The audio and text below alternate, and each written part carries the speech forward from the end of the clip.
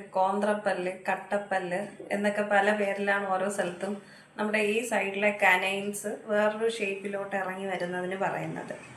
അപ്പം ചില ആൾക്കാർ പറയും, അതായത് നമ്മുടെ വീട്ടിൽ കുറച്ച് പ്രായമുള്ള ആൾക്കാരൊക്കെ ഉണ്ടെങ്കിൽ കുട്ടികളോട് പറയും ഉമിക്കരി ഇട്ടൊന്ന് ആഞ്ഞു പിടിക്ക്, ഒരു കുറച്ച് കഴിയുമ്പോൾ അത് ശരിയാവും. നിങ്ങളങ്ങനെ വിശ്വസിക്കുന്നുണ്ടോ? ഉമിക്കരി ഇട്ട് നമ്മൾ ഈ കോന്ത്രപ്പല്ലിനെ കറക്റ്റ് ലെവലിൽ കൊണ്ടുവരാൻ പറ്റുമെന്ന്?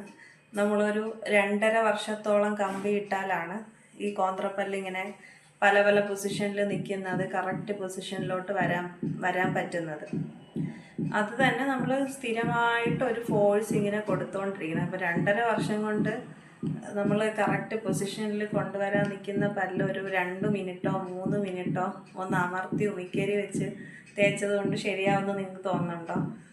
അങ്ങനെ നമ്മൾ ഉമിക്കരി അധികമായിട്ട് ഇങ്ങനെ വല്ല പ്രഷറിൽ കൊടുത്തു കഴിഞ്ഞാൽ പല്ലുകൾ തേഞ്ഞു പോയി പല്ല് പുളിക്കുന്നതല്ലാതെ യാതൊരു ഉപയോഗം വരുന്നില്ല.